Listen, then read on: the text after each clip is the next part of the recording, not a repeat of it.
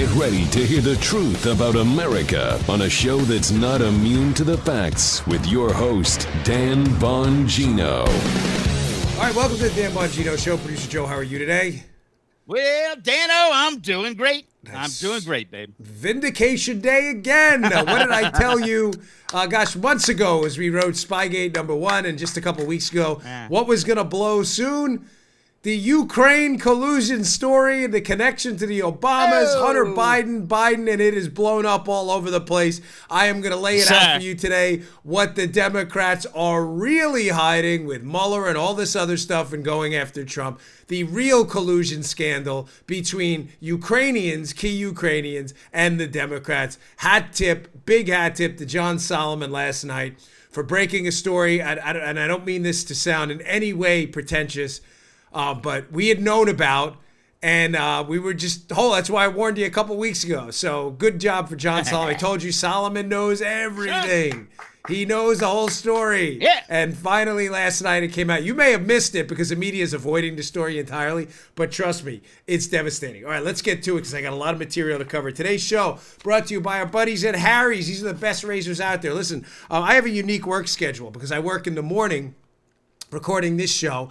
Then I work in the afternoon, and I get a break, and I work again at night. I can't afford to shave 3-4 times a day. I only want to shave once. That's why I love Harry's, because it's the closest shave out there, and it is unquestionably the closest shave for the money. A lot of these companies overcharge. You know, they put on the flexi balls and all this fancy stuff. Not Harry's. Listen, join the 10 million who've tried Harry's. Claim your trial offer today by going to harrys.com/Bongino. Harry's founders were tired of paying for all these gimmicks on their razors, right? You know what I'm talking about, Joe. Spaceships, handles, flexi balls, vibrating heads. You know what I'm talking about. Meanwhile, they triple, quadruple their prices for all that crap that doesn't work. Harry's has fixed that. Yeah. They made a simple, clean design with quality, durable blades at an incredibly fair price. Harry's bought a world-class blade factory in Germany. It's been making quality blades for over 95 years. They've received over 20,000 five-star reviews on Trustpilot and Google. They've earned it. Harry's replacement cartridges, get a load of this, just $2 each. That's half the price of the Gillette Fusion Pro Shield. All Harry's blades come with a 100% quality guarantee. If you don't love your shave, let them know. They'll give you a full refund. Get a $13 value trial set that comes with everything you need for a close, comfortable shave. See that?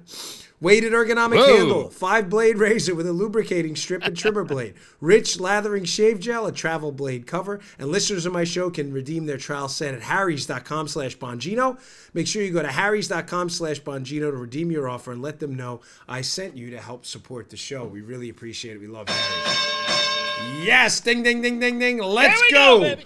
Okay, so John Solomon puts out a piece yesterday which blows the lid off the big scandal I've been telling you about for seemingly eons.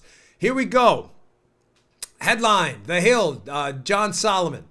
Joe Biden's 2020 Ukrainian nightmare. A closed probe is revived. Ladies and gentlemen, I've been trying to get across for a long time that the Democrats' obsession with the Mueller probe and the attention on Donald Trump and fictitious collusion hoaxes is being done for a reason. It's not just that they hate Donald Trump. So let's get the lead out in the headline right away. Headline. It's Democrats are involved in a collusion scandal, not Republicans. This is the real scandal. From the John Solomon piece. But Ukrainian officials tell me there was one crucial piece of information that Biden must have known but didn't mention to his audience. They're talking about a speech Biden gave to an audience where he talked about firing a Ukrainian prosecutor who was the equivalent of their attorney general. The prosecutor he got fired, talking about Biden, was leading a wide-ranging corruption probe into the natural gas firm Burisma Holdings. Where did we hear that before? That employed Biden's younger son, Hunter, as a board member. It goes on. U.S. banking records show Hunter Biden's American-based firm, Rosemont Seneca Partners, LLC, received regular transfers into one of its accounts, usually more than $166,000 a month from Burisma from the spring of 2014 through the fall of 2015, during a period when Vice President Biden was the main U.S. official dealing with Ukraine and its tense relations with Russia. Paula, keep this up 1 second, please. If you want to watch the visuals of the show, you can go to youtube.com/Bongino and watch this. Paul, it's nice to have to put the screenshots up on the screen for us. Spring of 2014. Let me read this sentence again, because I'm going to go to a Washington Post headline in a second. And now you're going to see why I've been talking about Burisma seemingly forever. Hunter Biden, Joe Biden's kid, his American-based firm is getting payments of $166,000 a month that began in the spring of 2014. Ms. Paula Bongino, please, if you wouldn't mind, throw up this Washington Post headline. What else happened in the spring of 2014? Oh, April 21st, 2014, Biden arrives in Ukraine to show U.S. support as crisis with Russia continues. How about that? How about that? Isn't that special? Isn't that special? Folks, Joe Biden's kid, Hunter, was appointed to a Ukrainian natural gas company, where his company was getting six-figure sums per month. As Joe Biden was appointed by Obama as a point man to Ukraine, the same Ukraine that has officials funneling information into the United States about Trump. This thing reeks of a quid pro quo. Oh, I've got more. Joe, you sure you want to run for president? Not Armacost, Joe Biden. I know you're watching. I know someone understands. Based on our numbers yesterday, somebody close to you is watching. We had phenomenal numbers on yesterday's show. Are you sure you want to run for president, Joe Biden? Now with the general creepiness stuff, your comments about identity politics. Remember Obama is clean. He's the first clean guy. Yeah. Clean. Obama's, what do you mean? He takes a shower? I mean, remember that? Remember his talk about it? You can't go into a Dunkin' Donuts without a slight Indian accent. Joe Biden, Mr. Identity Politics. Can't get out of y'all and put y'all back in chains, Joe Biden. Joe, have you ever explained away your son's appointment to a natural gas board, Burisma Holdings, where he's getting six-figure sums, while you have an unquestionable conflict of interest being the point man for the Obama administration on the Ukraine-Russia crisis? You don't think that's odd? Oh, and his six-figure sums start piling in the minute you leave Ukraine in the spring of 2014? But let's focus on X-Files like Aesop's fables about Trump and Russia collusion that doesn't exist. Let's do that. What a bunch of knuckleheads. Now, this is stunning because the prosecutor, he gets fired. This guy, Victor Shokin, Joe Biden, he brags about it. But ladies and gentlemen, listen, I don't know what to say about, because I want to be careful. I've got definitely some unique input on this for various reasons, but Biden's kind of like a happy idiot.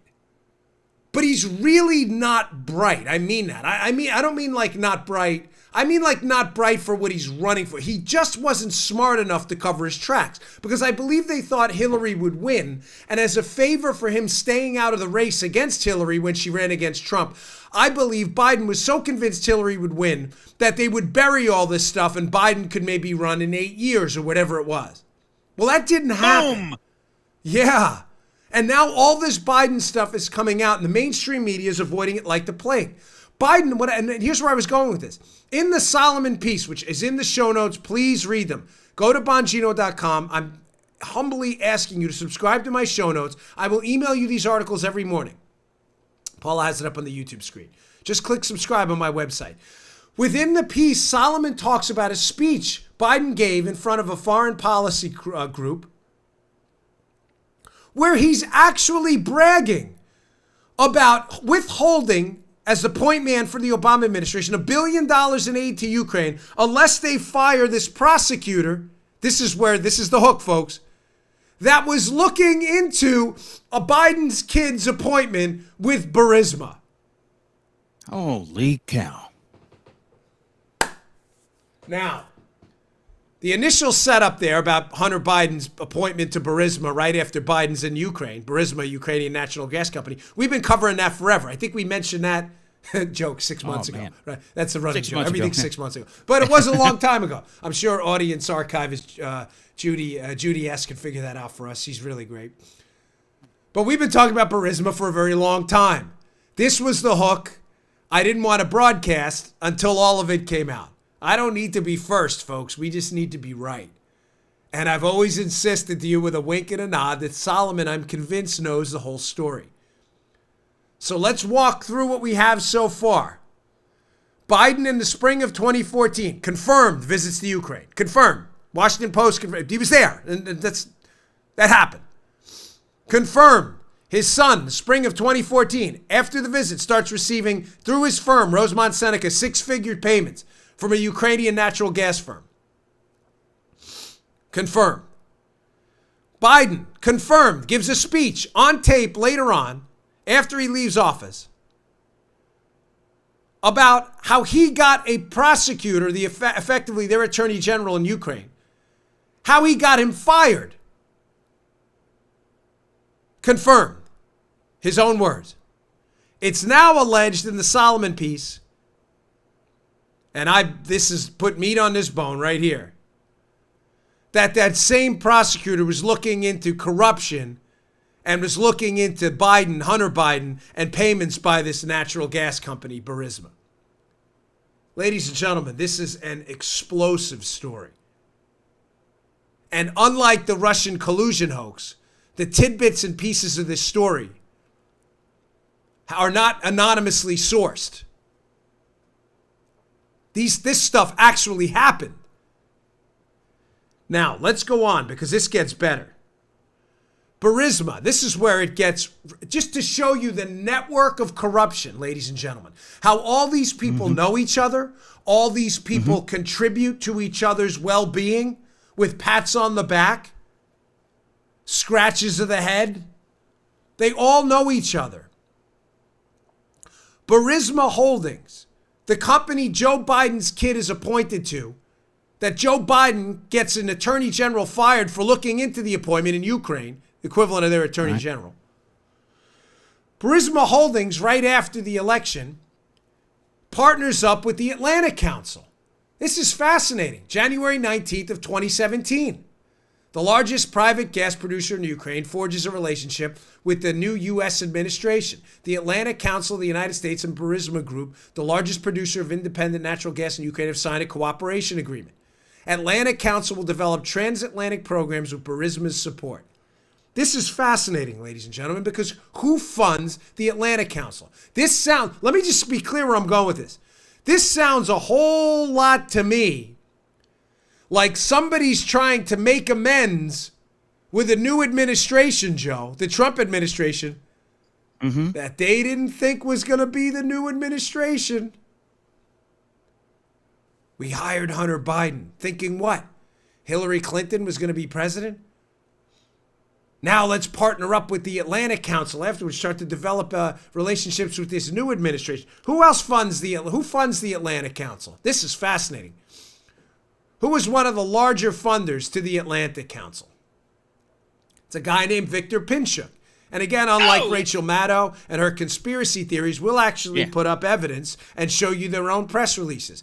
Here's a release from Victor Pinchuk's own shop, the Victor Pinchuk Foundation. Paula highlighted for us up on the screen.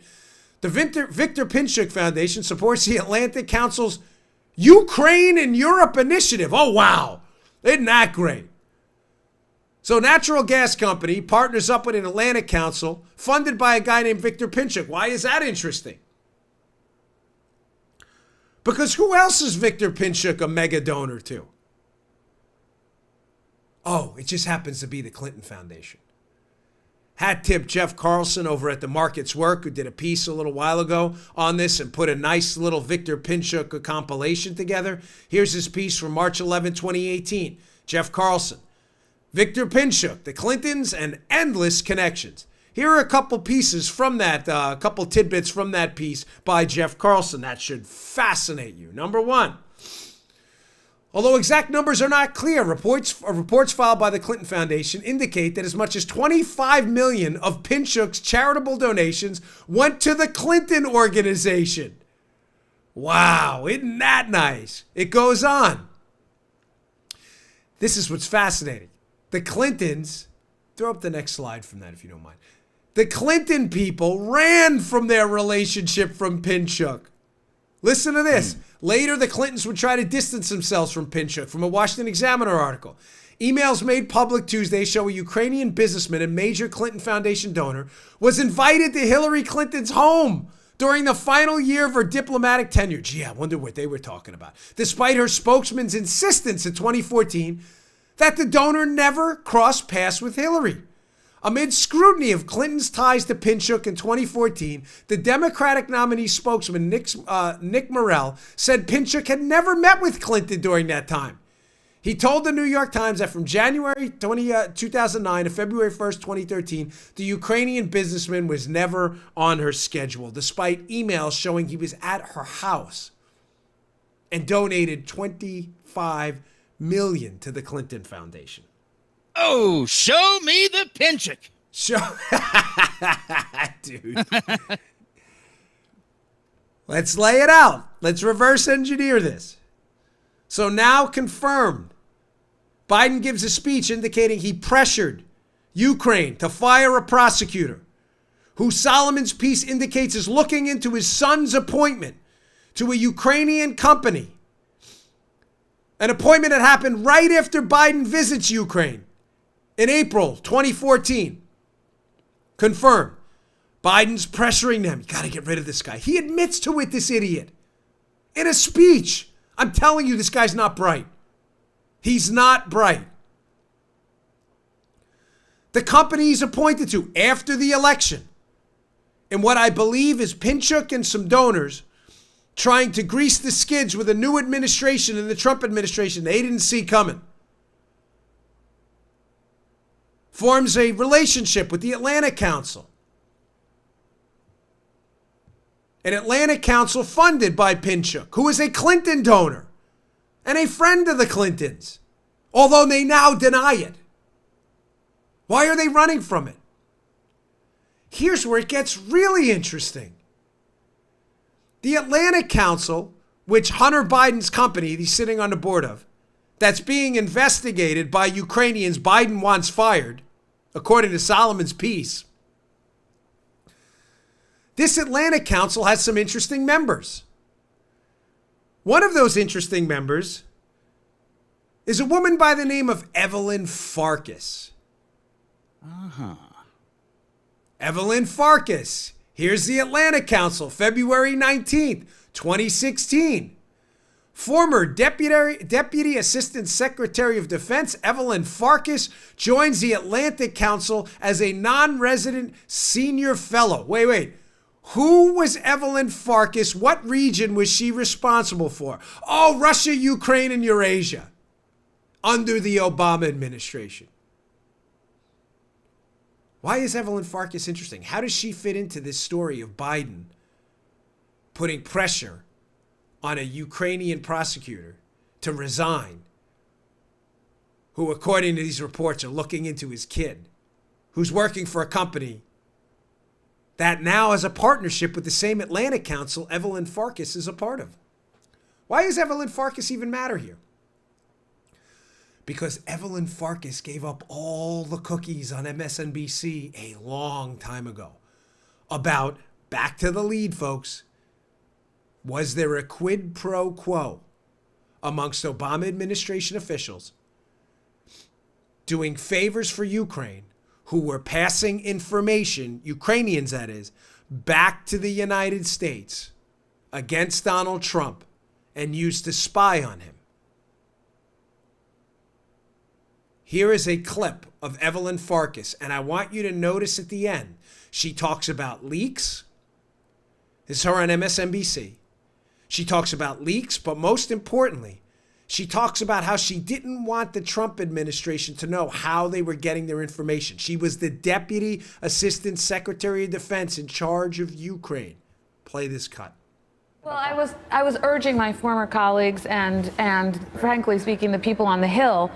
It was more actually aimed at telling the Hill people, get as much information as you can, get as much intelligence as you can before President Obama leaves the administration, because I had a fear that somehow that information would disappear with the senior people who left. So it would be hidden away in the bureaucracy, that the Trump folks, if they found out how we knew what we knew about the Trump staff's dealing with Russians, that they would try to compromise those sources and methods, meaning we would no longer have access to that intelligence. So I became very worried because not enough was coming out into the open, and I knew that there was more. We have very good intelligence on Russia. So then I had talked to some of my former colleagues, and I knew that they were trying to also help get information to the Hill. A lot going on today. Yeah. Mark That's why you have the leaking. What? Her former colleagues. So she's at the Atlanta Council talking to former colleagues in the State Department, the Defense Department, responsible for Ukraine. She's talking to former colleagues, and then she's telling us that's how she's getting the information?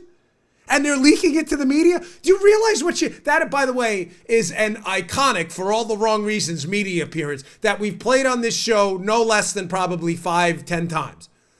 Because Farkas gives up everything. The Ukrainians were giving us information on Trump, and that they were leaking it to the media and giving it up to the Hill. And she talks about people on the Trump staff. What was the information? This is all laid out in my book, Spygate, all of it. There's like 2 or 3 chapters on this. Key Ukrainian officials were working with the DNC's Alexandra Chalupa. She worked at the Democrat National Committee.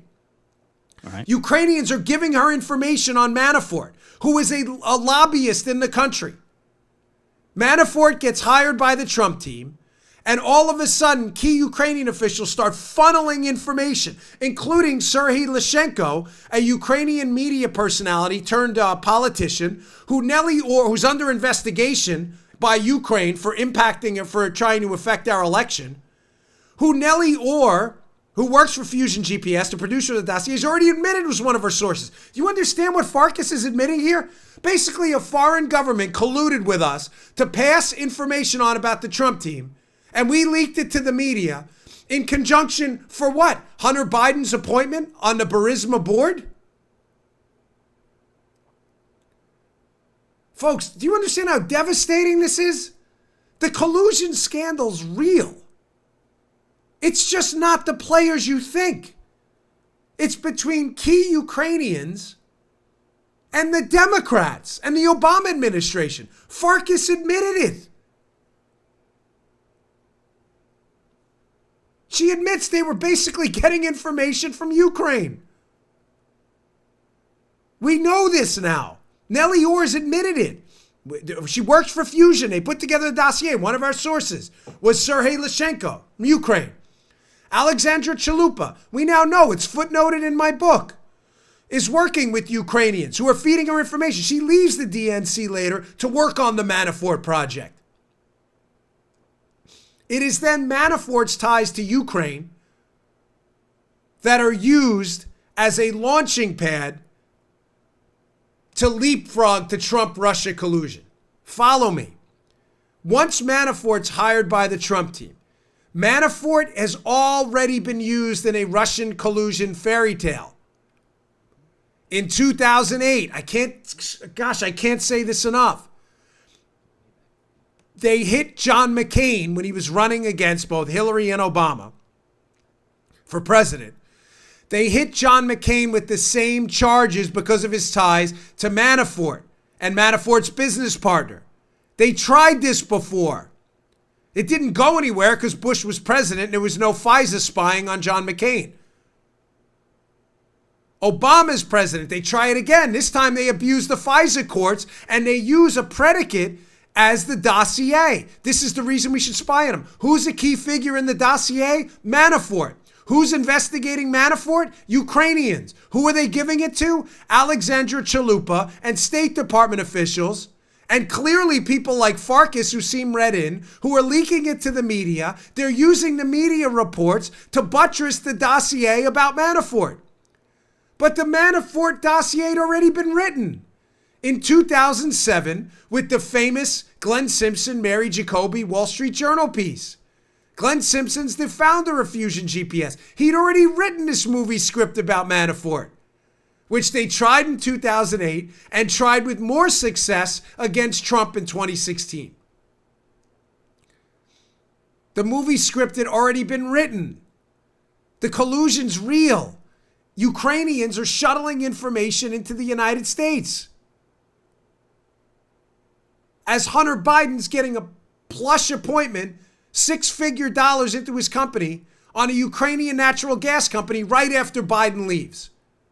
And Biden's dumb enough to admit when an investigation was opened up in Ukraine that he held a $1 billion U.S. taxpayer payment to Ukraine over their heads until they fired the prosecutor. Do you believe this? Do you believe the level of corruption we're talking about here? No, I can't. It's stunning. Yeah. It's stunning. Ladies and gentlemen, this was clearly a quid pro quo.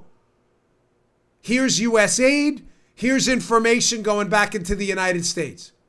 You see how all these players are connected? Yeah. Pinchuk's a Clinton donor. He knows the Clintons. He's at her house.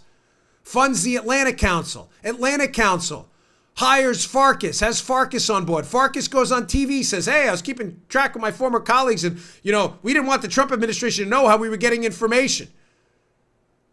Prosecutors looking at, Nellie Orr admits they're getting information from Ukraine under oath. Prosecutor starts looking into Hunter Biden's appointment in a Ukrainian natural gas company. Biden pressures him to get fired. Biden's the point man for Ukraine. And by the way, the Atlantic Council. Who sits on the Atlantic Council too? The chief technology officer of CrowdStrike, Dmitry Alperovich, who was the company, ironically, that was brought into the DNC to investigate the hack. And here were the ones that determined it was the Russians, based on what they thought was a footprint of an app that was hacked for Ukrainian artillery positions that turned out later on to be bogus. Folks, the corruption here is so bad. So bad. This is what they're really hiding. You now see the distraction, the convenient Mueller probe into collusion that didn't exist, which we entirely debunked yesterday. Mueller was engaged in a 600-plus day witch hunt to keep the attention off of this, that I believe only stopped because Bill Barr and Matthew Whitaker took over the Justice Department from Jeff Sessions, who had recused himself. That's the only reason Mueller's probe even shut down. They would have kept this going forever to keep what I just told you out of the news. You need to read that Solomon piece. It's the most important thing you'll read today. It's in the show notes. All right. I want to just recap this quick and move on. I got a bunch of other stories to get through that are super important, but I promise you haven't been wasting your time here. We've been on this forever. I've got more, by the way, on it that I'm holding back. That includes, which I'll get to. Let me just tease it, because I don't know when exactly I'm going to get to it. I'm waiting on some stuff. But it involves the U.S. ambassador over there as well, Marie Yovanovitch, and a guy in the State Department by the name of George Kent. I'll get to that soon, too. This is ugly, folks. Really ugly. All right, today's show brought to you by our buddies at Policy Genius. Can you believe it's already April? Gosh, time is a funny way of getting in the way here. But if you have a mortgage, kids, or anyone depending on your income, you're going to have to spend some of that precious time getting life insurance. Policy Genius is the way I go, so it's easy to use. If you need life insurance, but you don't want to spend a lot of time comparing it, you should give Policy Genius a try. Folks, this is super easy. I can't recommend them enough. No one wants a big, complicated, long process you don't understand when trying to get life insurance. Policy Genius makes it super simple for you. It's the easiest way to buy life insurance online. In just 2 minutes, you can compare quotes from the top insurers and find your best price. Once you apply, the Policy Genius team will handle all the paperwork and red tape. Really, I can't tell you how simple it is. No commissions, no hidden fees, just more time saved for you. And Policy Genius doesn't just make life insurance easy. They make it easy to find the right home insurance, auto insurance, or disability insurance. They're your one-stop shop for financial protection. So if you need life insurance, but you're short on time, head to policygenius.com and compare quotes. It's really that easy. Policy Genius is easy, saves you money, and not to belabor the point, but it's fast. PolicyGenius.com, PolicyGenius.com. Go check them out. We love Policy Genius. Okay. Again, so just summing up, this has been a distraction, an unnecessary distraction the whole time. And Joe Biden needs to answer a bunch of questions. And this is where I'll leave this segment. When you traveled over in the spring of 2014 to Ukraine, as documented by the Washington Post, when you traveled over there, was there any discussion whatsoever about you firing a prosecutor? Were you aware that prosecutor may have been looking into, or any time after 2014? Were you aware that prosecutor after that had been looking into issues with your son's appointment to a Ukrainian natural gas company? Did your pressure to fire him later on have anything to do with that investigation? Let me give you a little wink and a nod here. Were there any files that went missing? Files that may have had information about your son's appointment to Burisma, quid pro quos, potential corruption? What did the U.S. ambassador know, Marie Yovanovitch? What has the U.S. ambassador been telling people in Ukraine about President Trump? She been telling people to ignore President Trump, that he's going to be gone soon and he was going to be impeached? Mm-hmm. There are members of Congress who know about this. Folks, this is going to get really, really bad for the Democrats. There is a collusion scandal out there. It's just not the one you heard about. All right, moving on. I got a lot of news yesterday and today's been busy. And by the way, I want to thank you all out there on a very serious note who sent me emails, Facebook messages, tweets, DMs, you name it. After we discussed just briefly at the end of yesterday's show, my friend with an addiction problem and how you will all always have a home here. You know, chemical dependency is a nightmare. And I just wanted you all to know yesterday that I'm here for you. People care about you, and, you know, God can save you. And I appreciate that. And your messages to me and Paula on email were, we responded to as many as we could. I'm telling you, though, we read them all, and they are really touching. Thank you for sharing your story. And I meant exactly what I said. You will always have a home here. It's been in my family. And I love you. God loves you, man. Hang in there. You can beat this. You're better than this. You are. I know it. So thank you for your messages. They were really heartfelt. And Paula, she's sitting right outside. And she's like, you need to tell that to the audience, because she was getting kind of choked up last night reading some people's stories. So thank you for sharing the details of your struggle. It means a lot to us. Okay, moving on. Sorry, it's a little, it means a lot to me. So it was an interesting story in the Wall Street Journal today about how liberal New York just keeps going down the wrong path. And I read this story, and it's a topic I bring up often and is sensitive to me about the difference between red states and blue states, primarily because this show is an evidence of it. Joe, where you're seeing Joe right now up on the camera, Joe is up in Maryland, the high-tax state that really is run by liberals. As a Republican governor, but liberals run the entire state. Joe, you'd agree, right? I mean, they have near supermajorities everywhere. The counties are all run by liberals. I lived in Maryland with Joe. It was a beautiful place to live. I lived in New York as well, pretty much most of my adult life. Now I live in Florida.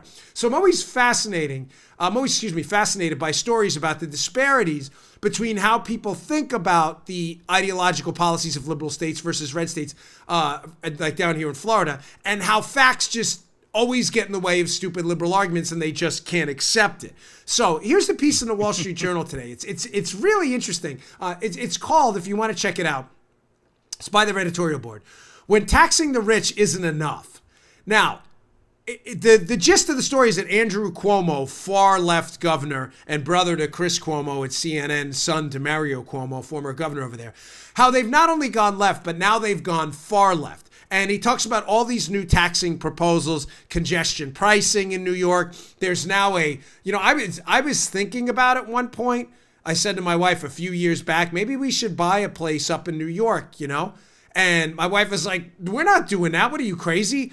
Buy a place up in New York. You're going to get taxed to the death out of you." Now what happens? They institute a millionaire home tax or something. There's like a special surtax for selling your house. So New York has never given up on liberal policies. Now, despite the fact that these liberal policies are kicking people in the teeth. Put up a snippet from this piece, because this is fascinating, because I've lived in both. Mr. DiNapoli, he's talking about a guy who's analyzing the budget increase, puts the increase of the budget nearly 4%, double the inflation rate. Talking about the New York State budget increase. Spending on Medicaid and healthcare will rise 3.6% to a total of $19.6 billion. Here's where it gets fascinating, because here's where I live. Florida had 1.75 million more residents than New York last year, but its total budget was $88.7 billion. Folks, the New York City budget is what, $135 billion? We have almost 2 million more residents, and we spend depending on how you calculate the budget, off budget, on budget items, we spend 20 to 40 billion less dollars. It goes on. Democrats claim in New York, they're talking about, can fund their profligate government spending by taxing the rich. But affluent New Yorkers are now fleeing to other states. The state's income tax revenue came in $2.3 billion below the forecast. Mr. Cuomo blamed the shortfall on the 2017 federal tax reforms, SALT deduction, but the rest of the country shouldn't have to subsidize New York spending, and Mr. Cuomo won't cut taxes. Folks, stories like this are fascinating because it speaks to the big lead, 30,000-foot bird's eye view of liberalism. Liberalism and liberals talk a big game, but their actions are completely different. It's what you do that matters. And what liberals are doing is fleeing New York in droves. The taxable income base in New York is shrinking because people who are successful, rich urban liberals who talk about liberalism and Obama and Biden and Bernie and love them to death, when actually subjected to their liberal policies, are fleeing the state. The only thing popular about New York right now is escaping from it. I can't say this enough. It's Snake Plissken economics. For you younger folks out there, Snake Plissken was a 1970s movie where Kurt Russell plays this character who has to go rescue the president from New York, which is a prison colony, and they have to escape from New York. The title, it's a classic. Joe's seen it probably 100 times. A great movie. Yeah. Still good even now. Escape from New York. That is the only thing that the commonality with New York is people are trying to leave it. So I want to make two points here that are takeaways for you. Number one, if liberalism works, why are liberals fleeing liberalism en masse? The tax base is shrinking. These rich urban elites don't want liberalism because they're leaving it. And they're going to Florida and Texas, which are not liberal. But secondly, how is it that a state that spends between $20 and $40 billion on fewer people than Florida has government services that are so awful, people leave them? You see, you get my point? So your takeaway number one is that we love liberalism. If you're a liberal, that is. We love high taxes, big government spending, and far left policies. Well, you're wrong on that because you're leaving. But your second point is that high taxes are good. Government spending is good because it leads to more efficient services than if these were provided by the free market. Well, that's not true either. People are leaving in droves from New York and are complaining about the government services all the time. The subways are broken. The pensions are broke. The streets are full of potholes. The DMV has lines 8 hours long. Folks, I don't like making sweeping statements about single subject designs in my personal experience. But I live in Florida. Florida taxes its people at a fraction of what New York does and spends a fraction of what New York does on an even bigger population. I kid you not. I was in and out of the DMV here in Martin County when I got my license in probably 45 minutes. My handgun permit in a half an hour. The roads down here are beautiful. I haven't seen, Paula, when was the last time you saw a pothole? I'm not kidding, seriously. Like never? And she's like, she's confused because I've never seen a pothole down here. I'm not kidding. The schools are pretty good, working on some improvements, but are pretty good. And yet Florida spends less. So both of your liberal points, the ethos, the credo you live by, are totally false, and you're a hypocrite. We love liberalism, it's great. Then why are you leaving? Secondly, government services are great as long as you tax people more. No, you're leaving to avoid the taxes, and your government services stink because people don't even like the government services enough to stay behind and take advantage of them, even though they already paid for them. What a scam.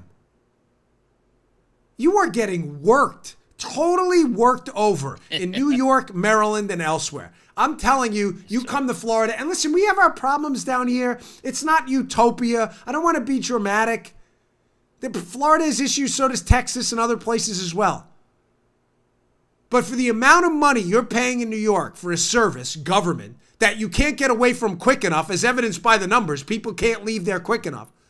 What you're getting clearly doesn't make you happy enough to even stay behind. And then you come to Florida and vote for that crap down here. It's incredible. The do matters. Actions matter. You know, before I get to the Captain America, Chris Evans story, Paul, I just want to quickly, Joe brought this up last week or the week before or 6 months ago. You brought up, Joe, we were chatting, and I know you like this. And there's a difference between implicit and explicit knowledge. There's also a difference between the do and the talk, right? And, you know, I know this may seem like an awkward segue, but it's important for me to get this out there. This is the difference between liberals and conservatives, right? It's not just that they talk a big game. They don't do it. And in doing, there's knowledge in doing. You know, the example I always give is, you know, Michael Jordan, in my opinion, is the greatest basketball player of all time. But Michael Jordan was gifted. I mean, phenomenally gifted. He's a phenomenal businessman, too. He was a very charitable guy. He lives not far from me down here I believe in Jupiter Island. I think he has a home down here. But sometimes the Michael Jordans of the world don't make great coaches because they've never had a struggle in learning a skill like someone less talented would be. It's not a knock on Jordan. Please don't take that the wrong way. Jordan was an incredibly hard worker. But there's no question that Jordan had natural skills Joe and I don't have. I think it goes without saying. For Joe to be 1/1,000,000th of what Jordan was, Joe would have to dedicate his entire life to basketball. And in doing that, Joe would learn little tricks of the trade that a guy like Jordan may not. Because he didn't have to develop these shortcuts and these because he just came natural to him. Again, it's not a knock on Jordan. But doing matters. And in Joe's doing that and learning these things, you learn things. The do matters. And liberals don't believe it. They believe they exist completely in a world of ideas. They lend nothing to real world experience at all. Beto, as Tucker calls him, who has almost no real world experience in anything. Beto's their guy. Why? Because he lives in a world of emotion and ideas. Oh, that's great. The do matters. Let me give you another example of why conservatives, who we believe in doing, get our fingers dirty, dirt under their fingernails, do stuff. I want to hear from people like Joe who've done stuff. I want to hear from addicts who've tripped over themselves at some point and rescued themselves from the horrors of addiction, what they did to get out. I don't need a policy wonk. I need that guy. I want the carpenter who's paying the taxes on a small business he owns while he busts his every day building a house, what he thinks of the business environment in Florida. I don't need a think tanker from the Atlantic Council. You know, we started this video podcast about a month ago. We've been working on it forever, for like 6 months. Actually, probably longer. We had almost no help in it. It was me, Joe, Paula, and a guy named Reed. That was it. And every day we learn little tricks. As you can tell, Paula's been doing this and figuring out new ways to get the graphics up, but we've been doing stuff. And the do matters. You know what I learned? Want me to show you a little trick we learned? By doing, not talking like liberals. You see this, folks? That's a microphone. That's a lav mic. You know what it's connected to? I'm going to show you. A picture frame of me and my wife. All right. You're like, wow, Dan, for an operation that's now the second biggest conservative podcast in the country, you attach a lav mic to a picture of your wife and you? You know why I do that? Because it works. Because when I connected it to my collar, we found out during the show that the lav mic would fall inside the collar. Remember, Joe? And we sounded like Charlie Brown's teacher. You know what else we just figured out today? That my wife, who's a perfectionist, and I love her for it, said, she says, you got to take off that white shirt. I usually never wear white on the show. Why? Because if you look on the screen right now, it looks like there's something coming out of my left ear. That's a shadow from a white shirt. And I said to Paula, no, I'm not taking it off because I want to incorporate this into the show because we do stuff, and now I learned not to do this again. Liberals just talk. We worked. We built this. Me, Joe, Paula, we built this. And we learned little tricks to give you a good product. Liberals write books about podcasts and videocasts. We do it. We're conservatives. We pick up the mop and mop the floors. We don't write books about it. We're the ones who built the houses. We didn't write books about the geometry of the house. We don't need the Atlanta Council. I was a cop on the street. I actually saw what liberalism does to decimate communities. I don't need a lecture about it. Be proud of yourself. Being part of the do side, not the talk side. Speaking of the talk side, thank you. Chris Evans, Captain America. Captain BS. Now, I have no tolerance for this guy at all anymore. He does a lot of charity work, and separately, I applaud him for that, and I mean that. But this guy is clueless. He's a Hollywood actor. He plays Captain America, and there's a story up in Legal Insurrection, which is interesting. I'll put up in the show notes that Captain America he's done doing Captain America. The story's called Captain America star Chris Evans discusses starting a liberal political website. The website is going to be for, quote, empathetic citizens. Here we go, Joe. What? Chris Evans, of all people, telling us about empathy, framing the argument again in terms of if you're on his side of politics. And again, I mean it. I applaud his charity work. It's very nice what he does for kids and stuff like that. But on the politics side, notice what he's doing here. If you're not a liberal, he's framing this in terms of morals, Joe, that it's not just that Chris Evans and I and other conservatives listening to the show have disagreements about how to get to a more prosperous tomorrow. If you disagree with him, you're not an empathetic citizen. His website. This is, by the way, a brilliant move on his part. Troubling, ridiculous, absurd, and offensive, but it is a brilliant tactical move. The Democrats are notorious for this, getting out of the world of the do and into the world of ideas and hapless chatter and moral framing. I'm going to start a website for empathetic citizens. As if, Joe, you and I, because we're conservatives, don't care about the environment, don't care about children, don't care about... These are nonsense talking points. They're diversions.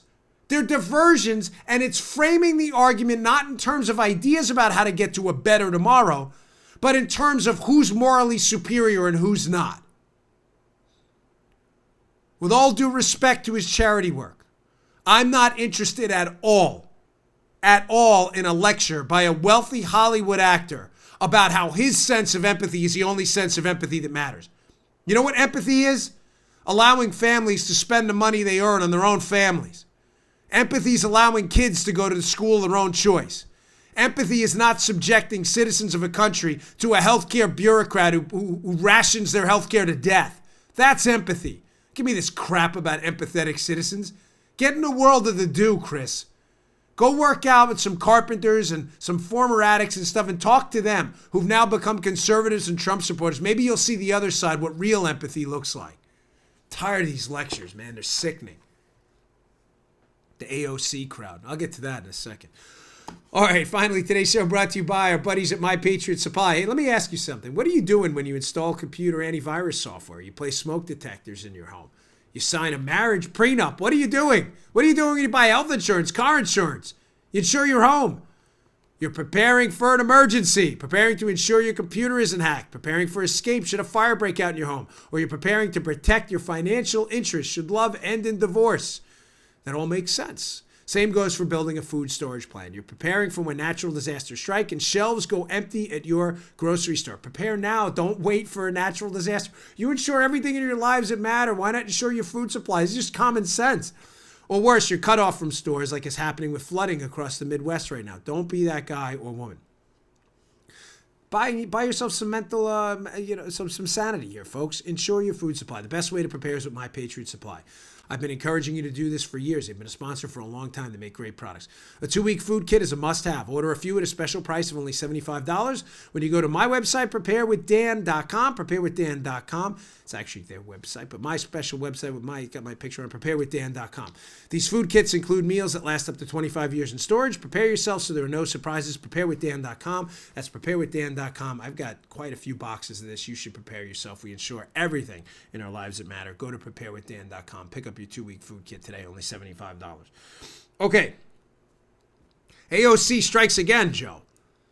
Here we go. But you know what?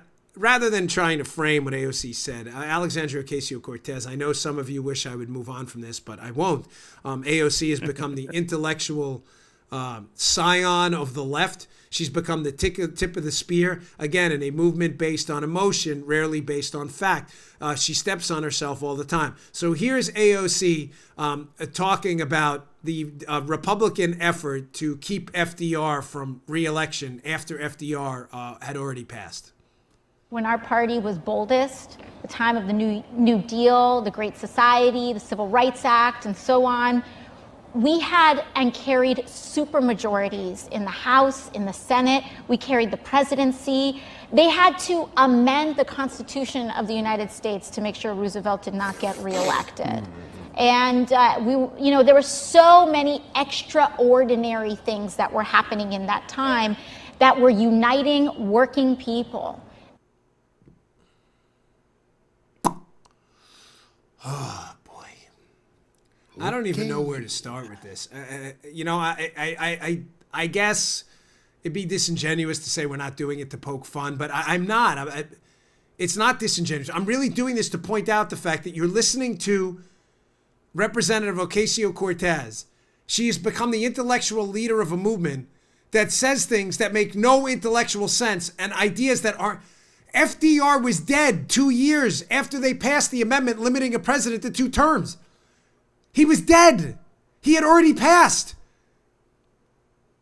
What was it, the ghost of FDR that was on the ballot? This is just dumb. Republicans had to pass an amendment to stop FDR from being reelected again, despite the fact that he was already dead? Folks, this doesn't make any sense. Gosh, your liberal friends listen, everybody slips. And I'll be fair to her and give you her defense. She's saying, well, it was in response to multiple elections by FDR that he'd won. And even though he was dead, it was, I don't know. I'm trying to give her the benefit of the doubt. But the constant foot in the mouth nonsense about it's going to cost $1 billion, the Green New Deal. But why should we worry about money? I mean, we spent money on, 9/11. We should be spending money on Puerto Rico. What?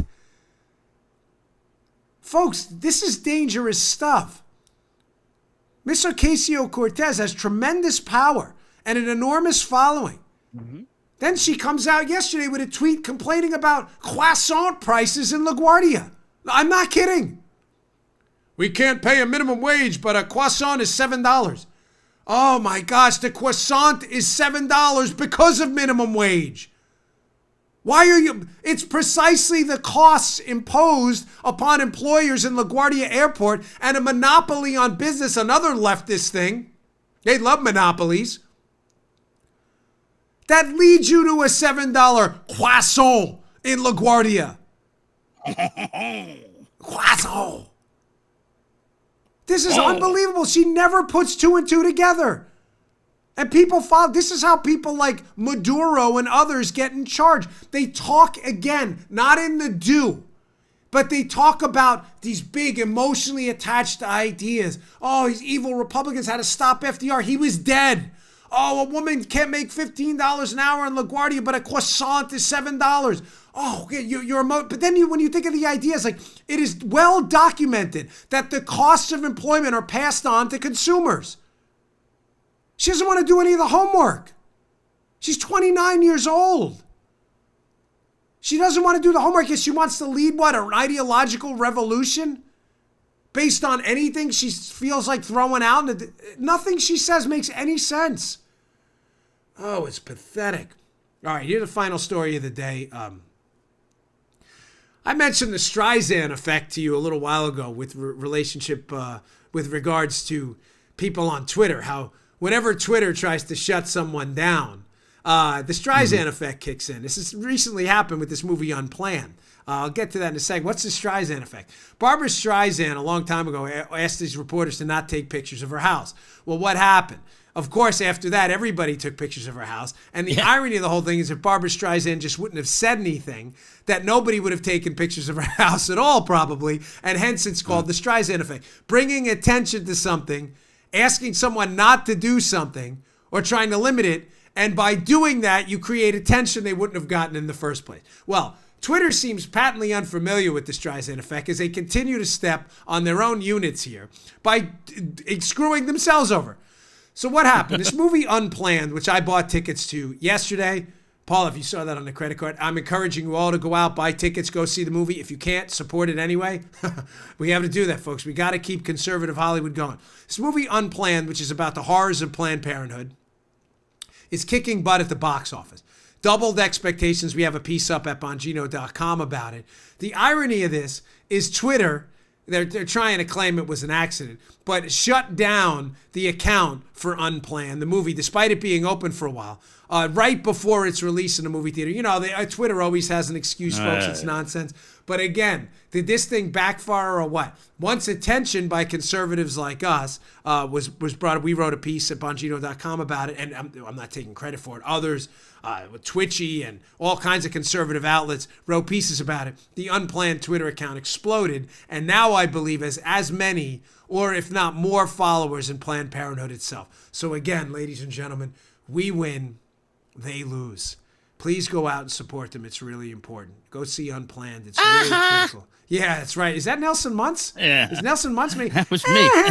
Remember that when Bart Simpson falls out of the tree? Nelson Muntz, you know, and Nelson, he goes, I think I broke my arm, Nelson. He goes, but you can. I said it. I used to love Nelson Muntz. The Simpsons. I hate cartoons, but The Simpsons was funny. That was good stuff. All right, folks. Thanks again for tuning in. I really appreciate it. Please subscribe to my YouTube channel, youtube.com/Bongino. Check out the videos. I think you really like them. Paula puts a lot of work into them on the visual side.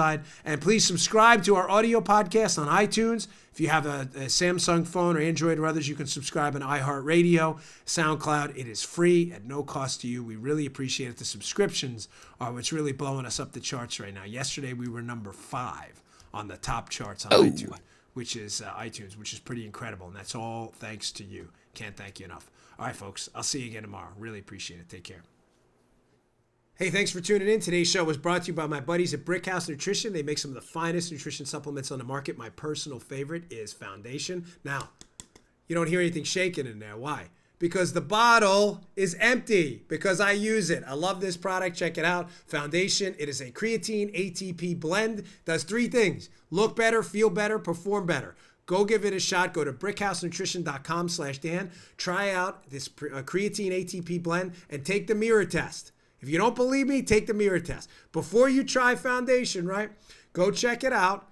Give it about 7 days to work. Take a little mental snapshot of yourself in the mirror. Look at yourself after 7 days. You're going to love this product. Go check it out. brickhousenutrition.com/Dan. Check out Foundation today. Can't recommend it highly enough. Bottle's empty. Miles, the owner of the company, send me some more. Thanks for tuning in, folks. See you all later. You just heard The Dan Bongino Show. You can also get Dan's podcasts on iTunes or SoundCloud. And follow Dan on Twitter 24/7 @DBongino.